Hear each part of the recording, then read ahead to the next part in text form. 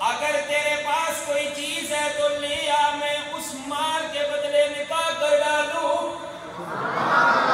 صحابی اٹھ کے گھر پہنچے، واپس آئے، اللہ کے محبوب نہ میرے پاس کچھ ہے نہ میرے گھر میں کچھ ہے، مال کے لیے کچھ بھی نہیں۔ میرے آقا علیہ الصلوۃ والسلام نے اسی طرح کچھ سوالات اور کیے۔ میرے آقا نے فرمایا آخر کے اندر تجھے کچھ قرآن یاد ہے؟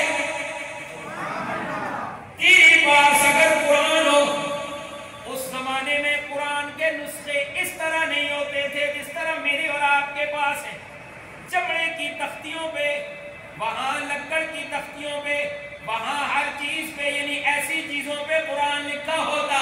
میرے آقا نے فرمایا کیا تیرے پاس قرآن کا کوئی حصہ ہے؟ عرض کی اللہ کے محبوب موجود ہے۔ میرے آقا نے فرمایا کیا تو اسے زبانی پڑھ سکتا ہے؟ یہاں سے پتہ چلا حضور نے پوچھا اوے تو حافظ قرآن ہے؟ کیا پوچھا؟ تو حافظ قرآن ہے؟ تیرے پاس جو نسخہ ہے، تیرے پاس جو قرآن کی وہ تختیاں ہیں، وہ جو قرآن کی آیات لکھی ہوئی ہیں، کیا تجھے وہ زبانی یاد ہے؟ عرض کی اللہ کے محبوب وہ مجھے یاد ہے۔ میرے آقا نے اس خاتون کو فرمایا دونوں کا نکاح ادا فرمایا اور فرمایا مہر یہ ہے، تجھے جو قرآن یاد ہے تو اس خاتون کو بدلے میں قرآن یاد کروا دینا۔ قرآن تو اتنی اعلیٰ چیز ہے، قرآن جسے یاد ہو اللہ اس کو کہاں سے کہاں پہنچا دیتے۔ تو عرض کرنے کا مقصد یہ ہے، یہ قرآن بڑی بے مثال کتاب ہے، اور یہ قرآن نابینوں کو دل عطا کرتا ہے۔ ذوق سے کہیں سبحان اللہ، یاد جاگ کے آپ کو سبحان اللہ۔ یہ قرآن نابینوں کو آنکھوں ذوق ہو تو میں اس پہ ایک واقعہ سنا کے اجازت چاہتا ہوں، شاید آپ تھکے، ذرا جاگ کے آپ کو سبحان اللہ، اور زور میں آپ کو سبحان اللہ۔ امام شاطبی رحمت اللہ علیہ، آپ آنکھوں سے نابینا تھے، آنکھوں کی نظر کوئی نہیں، آنکھوں سے نابینا ہے، لیکن قاری جابر صاحب آپ بھی حفظ کی تلاوت کرتے ہیں، حفظ کی کلاس پڑھاتے ہیں، ادھر امام شاطبی رحمت اللہ علیہ حفظ کی کلاس میں بیٹھے ہیں، طالب علم آئے، سبق سنایا، سب کی سنائی، منزل سنائی، روزانہ کا معمول ہے، آپ کی عادت مبارکہ تھی، جب کوئی حافظ سبق سنانے کے لیے آتا، جو پہلے آیا آپ فرمایا کرتے تھے تو پہلے پڑھ۔ سبق دے دیا کہ حفظ کی کلاس کے جتنے بھی طلباء ہیں سب کو ایک ترازو میں برابر رکھنا ہے، جو پہلے آیا ہے وہ پہلے سنائے گا، جو بعد میں آیا ہے وہ بعد میں سنائے گا۔ امام شاطبی رحمہ اللہ آپ فرماتے ہیں، لکھنے والوں نے لکھا ایک طالب علم آیا، قرآن سنایا، فرمایا پڑھ، وہ روزانہ پہلے آتا، آپ اس سے پہلے سنتے۔ ایک دفعہ ایسے ہوا امام شاطبی کی آنکھوں کی بینائی بھی نہیں ہے، نابینا ہے، طالب علم پہلے والا آیا، پہلے ہی آیا، دوسرا بھی آیا، آپ نے فرمایا دوسرے طالب علم کو تو پڑھ۔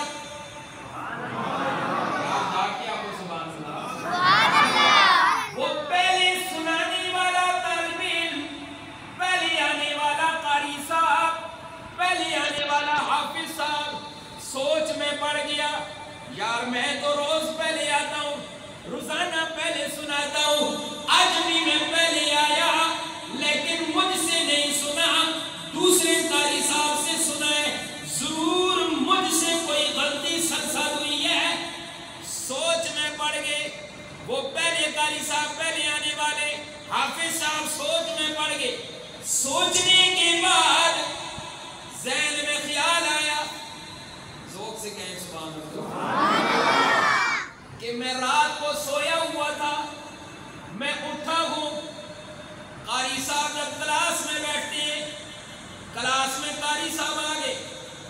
طالب علم زیادہ پتہ ہے کہ قاری صاحب کا ڈر کتنا ہوتا ہے جی. قاری صاحب کلاس میں آ جائیں تو طالب علم پھر نہیں دیکھتے وضو ہے یا نہیں, دوڑ کے کلاس میں پہنچے. ایسے ہی ہے جی, یہ طلباء کو پتہ ہوگا.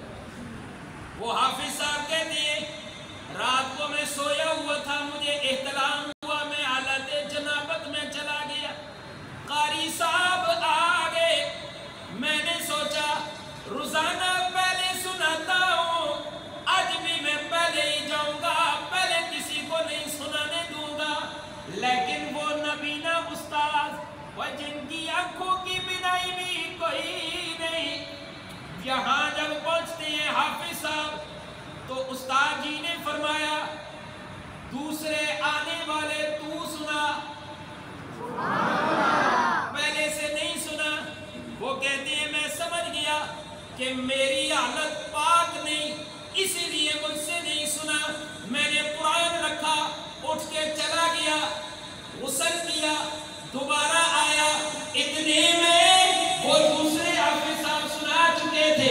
مجھے امام شاطبی فرماتے ہیں اب پہلے والے تو سنا.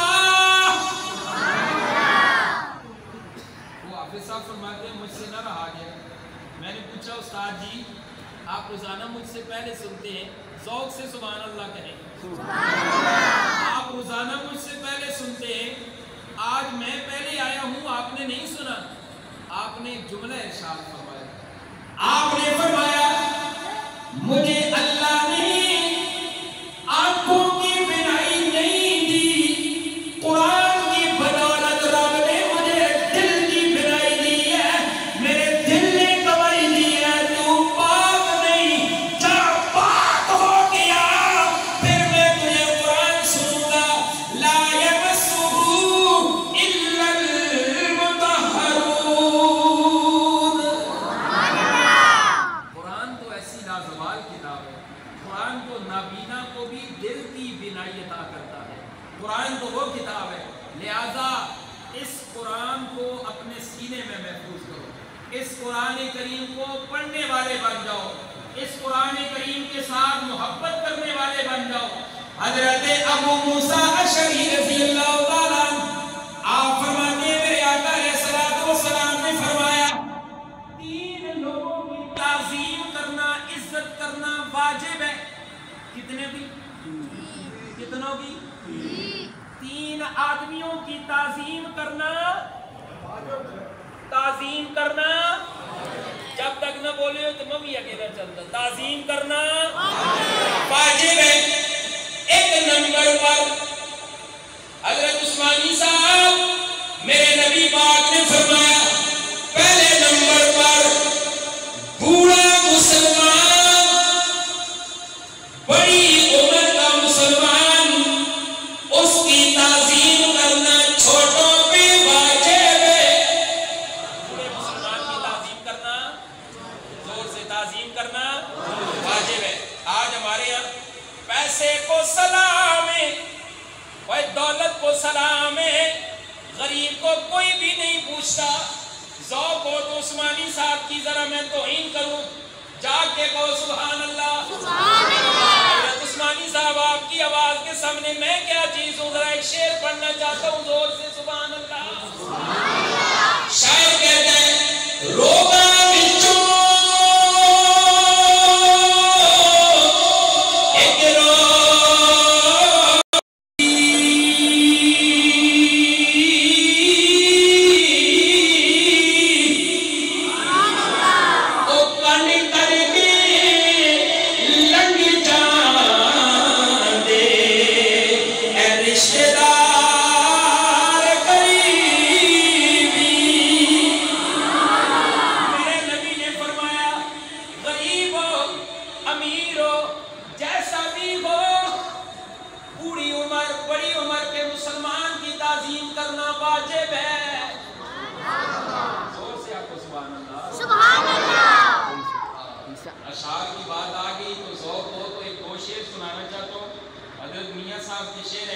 حضرت قاری صاحب کے سامنے عرض کر دوں اگر اجازت دے تو ذرا جا کے کہیں سبحان اللہ.